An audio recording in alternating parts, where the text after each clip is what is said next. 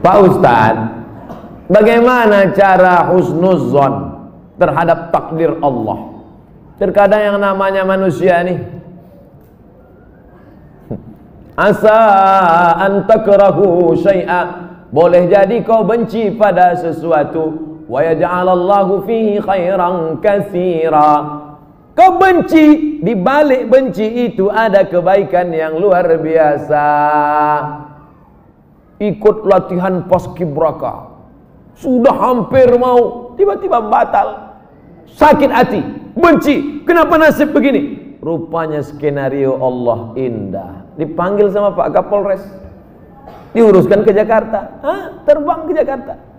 Takdir, rencana Allah jauh lebih indah daripada yang kita rencanakan.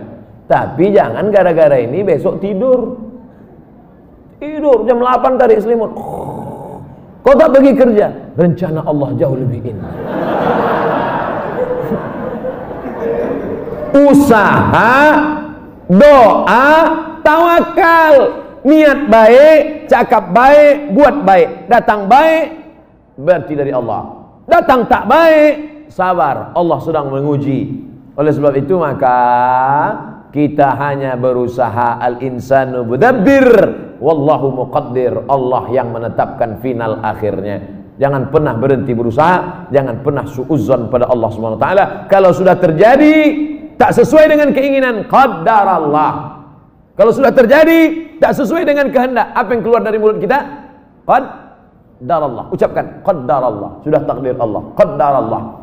Karena kalau berkalau-kalau, dibeli tanah 2 hektar, ditanam sawit, ditunggu pupuk, memupuk, membersihkan 2 tahun.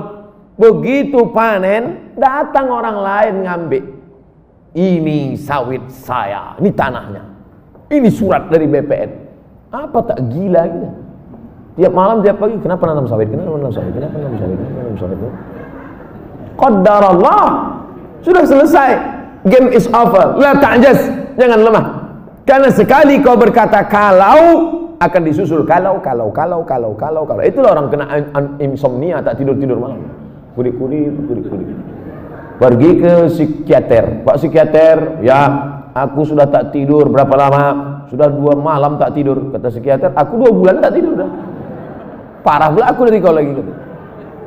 Siapa yang tak punya masalah hidup ini? Oleh sebab itu kita berbaik sangka kepada Allah Subhanahu wa taala selama sudah dilaksanakan 3: ikhtiar, usaha, doa, tawakal. Fa idza azamta, kalau kau sudah azam, fatawakkal 'ala Allah. Innallaha yuhibbul mutawakkilin. Allah suka pada orang yang bertawakal. Semua buah-buahan yang ada di Medan, di Brastagi, di Rantau Prapat, semua buah-buahan yang ada di dunia ini, itu sudah tertulis di buah itu Abdul Somad. Semua ikan-ikan yang ada di Belawan, yang ada di Medan, yang ada di Pancur Batu, sudah tertulis di ikan itu Abdul Somad. Tidak akan mungkin ikan itu dimakan orang lain. Ikan mahal, ikan hebat, sudah tertulis, tak akan mungkin makan. Abdul Somad tak sanggup membeli ikan itu karena sekilonya sampai 200.000. Mana kita sanggup? Seonnya 200.000, ikan mahal. Itu kalau dimakan tamu menetes air mata kita. Saking mahal. Tapi karena sudah tertulis punya Abdul Somad, kalau rezeki takkan kemana, dituliskan Allah SWT. Siapa membelikan itu? Bini gubernur belanja pagi-pagi. Orang kaya belanja kan nunjuknya pakai kelingkingannya berapa. Nah, dimasak, selesai dimasak, tentu makan pakai meja yang bisa berputar tuh. Kalau berkumpul lah di situ, Kapolda, Danrem, gubernur, siapa yang ustadz, siapa yang makan duluan? Ustadz lah. Mungkin orang itu makan duluan. Masih ada, silakan Ustaz. Saya doa lah duluan situ. Udah ada nama situ, Abdul Somad. Tapi cerita ini jangan membuat kita pasif tak bekerja. Ya gara-gara ini besok bapak tak ada yang masuk kantor. Bangun nih, bang kerja. Udah tertulis nama aku di ikan itu. Ibu jangan marah. Kalau ada laki besok begitu, ibu diam aja. Pas jam 9 dia bangun, dibukanya, mana sarapan kita? Udah tulis nama, bagus itu bang.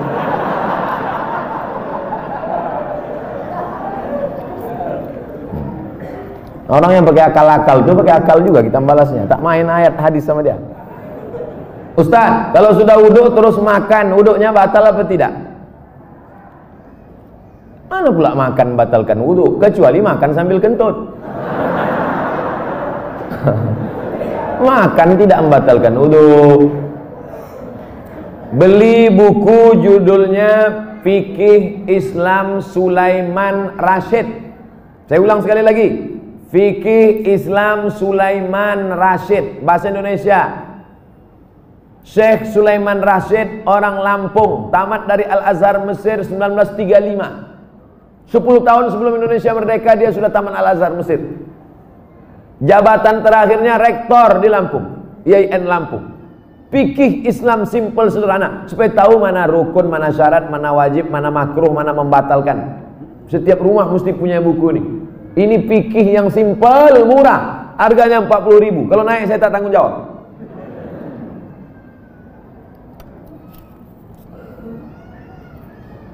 Ustadz, apa pahala sholat 2 hari raya? Sholat Idul Fitri, Idul Adha tak perlu dibalas. Sholat Idul Fitri, Idul Adha tidak perlu disebutkan dalil-dalilnya, tak perlu dimotivasi. Karena yang tak sembahyang pun sembahyang. Yang perlu dikasih motivasi itu sholat subuh. Lau ya'lamuna ma fil atamati was subhi. Seandainya mereka tahu pahala sholat isya berjamaah dan subuh berjamaah, la atauhuma abwan, mereka akan datang walaupun merangkak. Saking beratnya sholat isya sama sholat subuh. Rakaat al-fajri khairun minad dunya wa ma fiha. 2 rakaat sholat subuh, qobliyah subuh, sholat sunat sebelum subuh lebih baik daripada dunia dan seisinya. Kalau sholat qobliyahnya lebih baik dari dunia dan seisinya, apalagi sholat subuhnya. Adapun sholat Idul Fitri, Idul Adha, maka Nabi memerintahkan perempuan, maaf cakap yang sedang haid, perempuan yang haid tetap datang keluar rumah, bukan untuk sholat tapi mendengarkan khutbah. Sholatnya biasa aja, mendengarkan khutbahnya. Dengarkan khutbah. Ini banyak orang sholat id, begitu khotib naik ke atas mimbar, Allahu Akbar, Allahu Akbar, Allahu Akbar. Dia mulailah megang telekung kawan. Kau beli di mana? Di Sukaramai apa di Olimpia? Ustaz, kalau bercadar bagi perempuan wajib apa tidak?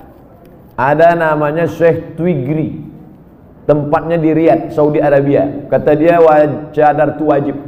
Syekh Twigri mengatakan cadar wajib. Syekh Albani mengatakan cadar tak wajib. Sesama ulama Salafi pun, jangankan yang mazhab Syafi'i, tak sepakat tentang cadar wajib. Adapun ulama-ulama Al-Azhar Mesir mayoritas mengatakan cadar tak wajib. Tapi kalau bercadar bagus, apalagi anak-anak gadis yang putih, bening, cantik, kalau minum kopi nampak mengalir sini. Nah, itu bagus dia bercadar. Kalau sampailah anak gadis cantik tak bercadar di Medan ini, tabrakanlah supir-supir sudaku kocan. Habis. Nah, jadi bagus, makanya yang bercadar jangan diejek. Kenapa kalau ada orang bercadar diejek? Kenapa kalau ada orang bercadar diolok-olok? Tapi kalau perempuan berok pendek diam, berarti setan. Yang bercadar bagus, silakan. Yang tak bercadar tak apa-apa. Jangan antara yang bercadar dengan bercadar saling ejek mengejek. Kalau kalian yang bercadar mengejek yang tak bercadar, yang tak bercadar mengejek yang bercadar, yang ketawa yang tak bercelana. Nah, oleh sebab itu mari kita jaga. Selama dia tak keluar dari ahlu sunnah wal jamaah, maka tak boleh saling caci mencaci, maki memaki. Pandangan dari syariat Islam tentang mewujudkan kemerdekaan yang hakiki. Merdeka kita tidak didikte orang lagi. Dulu kita didikte, ditunjuk-tunjuk kiri oleh Belanda dan Jepang. Belanda sudah pulang, Jepang sudah pulang. Hiroshima, Nagasaki dibom oleh Amerika, pontang-panting Jepang balik. Dan kita sekarang sudah merdeka. Masih ada bangsa yang belum merdeka. Palestina masih dijajah Israel, laknatullah alaihi. Uighur masih dijajah.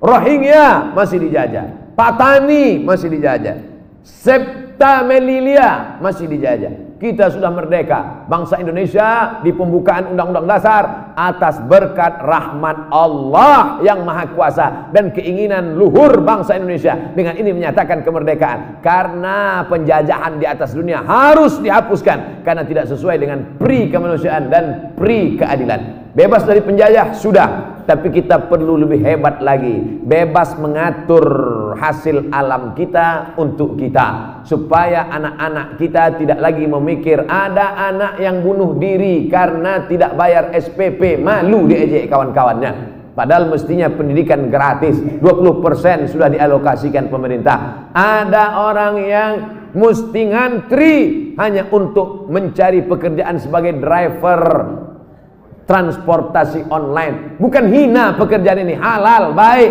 tapi tak layak dengan strata pendidikan mereka yang tinggi. Oleh sebab itu maka kita tak boleh merasa puas, tapi bukan ajang untuk caci mencaci, cela mencela. Ini tanggung jawab kita bersama. Mudah-mudahan kita merdeka dari kebodohan, merdeka dari uang sekolah yang mahal, merdeka dari tidak ada kesempatan kerja, sehingga tahun ke depan menjadi lebih baik insyaallah. Amin ya rabbal alamin.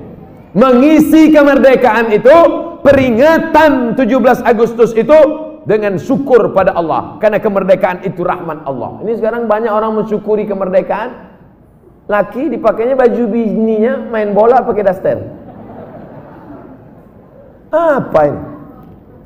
Pejuang kita dulu pontang-panting mengusir Belanda, dia pontang-panting pakai baju bini. Saya tidak bertanya, saya hanya mohon doa agar anak saya jadi hafiz Quran yang rendah hati, suka bersedekah serta bermanfaat bagi umat. Tidak hanya yang minta request ini, semua anak-anaknya nanti, baik yang sudah lahir maupun belum lahir, maupun yang emaknya belum dapat. Yang lajang-lajang ini, yang berondong-berondong nih, saya doakan nanti semua di akhir majelis semuanya mendapatkan kebaikan insyaallah. Amin ya rabbal alamin. Ringkas saja Pak Ustaz, saya mohon Ustaz jabarkan tentang Nabi Ibrahim yang walaupun ayahnya kafir, beliau sangat santun terhadap orang tuanya. La illam tantahi Ibrahim, kalau kau tidak berhenti menceramahi aku, kalau kau tak berhenti mengajak aku menyembah Allah, la arjumannaka, aku lempar kau pakai batu sampai mati Ibrahim. Ada ayah orang Medan gini, rasa-rasanya tak ada. Kalau kau tak berhenti menceramahi aku Ibrahim, la arjumannaka, aku lempar kau pakai batu. Wahjurni maliya, pergi kau dari sini, tinggalkan rumah ini, tinggalkan kampung ini, maliya, untuk waktu yang lama, usah kau balik-balik lagi. Apa jawaban Ibrahim alaihissalam? Salamun alaika, selamat untuk ayah. Sa'astaghfirulaka rabbi, aku akan mintakan ampun kepada Allah atas dosa-dosamu wahai ayahku. Innahu kana bi hafiya, Allah itu mengabulkan doaku. Kalau anda berbakti pada orang tua, dibalas Allah mendapat anak yang berbakti juga.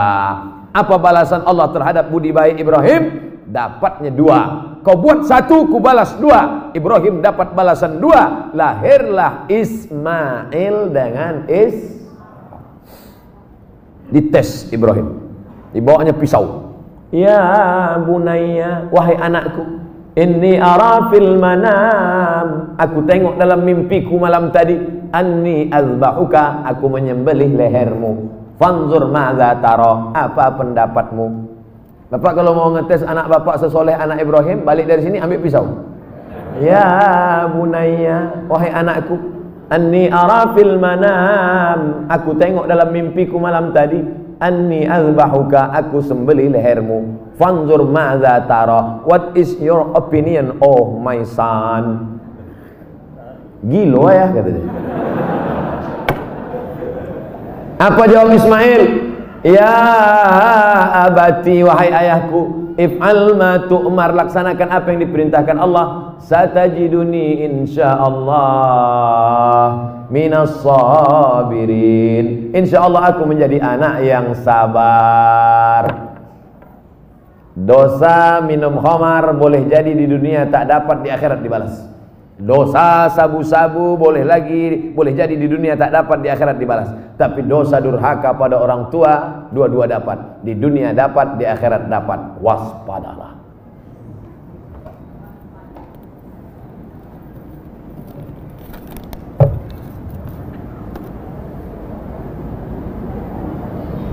Diturunkan Al-Quran di bumi ini untuk memelihara semesta alam. Kenapa tak ada keinginan Ustadz menjadi pemimpin umat di birokrasi? Mancing-mancing.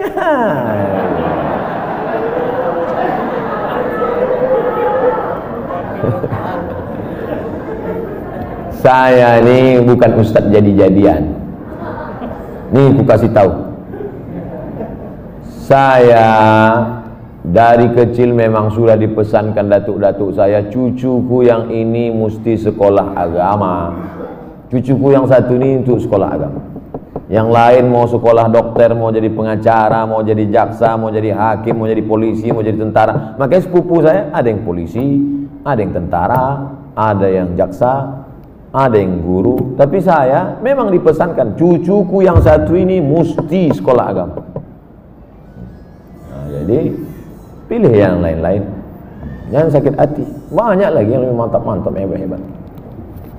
Jadi Ustaz, saya sampai mati jadi Ustaz aja. Kalau masih kuat berceramah, ceramah. Tak lagi kuat, ngajar alif. Alif di atas alif, bawah alif depan. Apa tanggapan Ustaz tentang hukum pembuat penjual lukisan? Idza kanat laha dhillun ajma'al ulama ala tahrimiha. Begitu kata Imam Ibnu Hajar Al-Asqalani. Kalau ada bayang-bayangnya, maka sepakat ulama bahwa dia haram. Ada bayang-bayangnya. Laha dhillun, ada bayang-bayangnya. Ambil senter dia. Senter, ada tak bayang-bayangnya? Artinya yang tak boleh itu patung. Dicetak, diukir, dibentuk. Itu pun kalau lengkap dari ujung rambut sampai ujung kaki. Kalau kepalanya aja tak apa-apa, boleh. Ibu di rumah ada patung gajah keramik mahal, lengkap dari belalai sampai ujung kaki. Balik dari sini, potong. Potong. Tinggalkan belalainya aja sedikit. Jangan utuh, haram, tak boleh. Di kamar ada keramik burung merpati sedang bercengkrama, ada lampu di tengah, utuh dari muncung sampai ekor sampai kaki. Potong. Bang, demi Ustaz Somad kita potong. Tinggalkan sedikit. Jangan utuh, yang utuh tak boleh, haram. Tak masuk malaikat. Malaikat rahmat tak masuk. Apakah setiap muslim bisa menjawab pertanyaan malaikat kubur tentang ketuhanan, kenabian? Jangan dihafal. Ini bukan tes PNS. Ini bukan SNMPTN, seleksi nasional masuk perguruan tinggi negeri. Yusabbitullahu alladhina amanu bil qawli tsabit. Yang dibuat Allah bisa menjawab itu karena istiqamah, berjamaah, beramal soleh. Illalladzina amanu wa amilus sholihat. Jadi yang dihafal dari sekarang, man rabbuka? Allah. Man nabiyuka? Muhammad sallallahu. Man imamuka? Kau tak sembahyang ke masjid Al-Hidayah? Udah ku hafal semua, udah kecil sudah. Udah dapat bocoran soal. Ini bukan ini otak-otak ini. Yusabbitullahu alladhina amanu bil qawli tsabit. Yang bisa menjawab itu diistiqomahkan karena dia istiqomah di sini, istiqomah pula dia di sana. Makanya sebelum salam, fil alamina innaka hamidum majid. Cukup. Kalau salam sah, tapi kalau bagus tambah lagi. Allahumma fir lima qaddamtu wa ma akhartu wa ma asrartu wa ma a'lantu wa ma asraftu wa ma anta a'lamu bi minni antal muqaddim wa antal muakhiru. La ilaha illa anta subhanaka inni kuntu minaz zalimin. Sebelum salam tambah 4 hadis riwayat Muslim. Allahumma inni a'udzubika min adzabi jahannam wa min adzabil qabr wa min fitnatil mahya wal mamat wa min syarri fitnatil masihid dajjal. Assalamualaikum warahmatullahi. Belum lagi? Ya ada jawab lagi. Ustaz, Indonesia triliunan rupiah bunganya ke luar negeri, untungnya untuk biaya pembangunan APBN. Kalau bunga kan haram, apakah rakyat ikut menanggung haramnya Pak Ustaz? Nggak nyindir saya nih. Saya kan PNS, dapat gaji berarti dari bunga haram. Kita bekerja, maka kita dituntut dari pekerjaan kita itu saja. Kita tak dituntut dari yang lain. Walaupun bapak pegawai APBD, APBN, polisi, tentara, guru, PNS, pekerjaan kita itu halal. Bapak polisi lalu lintas yang mengatur dari pagi sampai petang, bapak yang masalah kriminal mengatur dari pagi sampai petang sampai malam, bapak yang tentara menjaga kedaulatan negara di perbatasan, bapak yang anggota Dewan Legislatif memperjuangkan hak rakyat, parlemen bicara tentang hak rakyat di parlemen, maka pekerjaan itu halal, gajinya halal. Bapak, ibu buka rumah makan nasi lemak, halal apa haram nasi lemak itu? Banyak yang ragu. Nasi lemak halal. Datang orang membeli nasi lemak, saya beli nasi 5 bungkus. Kita tak perlu tanya sama yang pembeli itu, ini duit kau nih, duit dari mana nih? Tengok muka kau macam muka-muka perampok. Tak perlu kita tanya dia dapat duit dari mana, karena yang ditengok bukan kerja dia, tapi kerja kita. Kita jual semen. Semen itu halal apa haram? Halal, bukan untuk dimakan. Semen itu halal. Kita jual semen, datang orang beli. Koruptor mau bangun rumah, saya mau beli semen, maaf, tidak menerima uang koruptor, cari toko yang lain. Kita yang kita jual nih halal. Begitu juga dengan prinsip pekerjaan kita. Pekerjaan kita halal, maka tidak perlu kita cari-cari tahu duit orang pembeli itu dari mana. Nah, ini tentang masalah prinsip pekerjaan. Mudah-mudahan anak cucu kita mendapatkan pekerjaan yang halal sehingga rezekinya berkah, sehingga dia tak masuk neraka gara-gara itu. Amin ya rabbal alamin.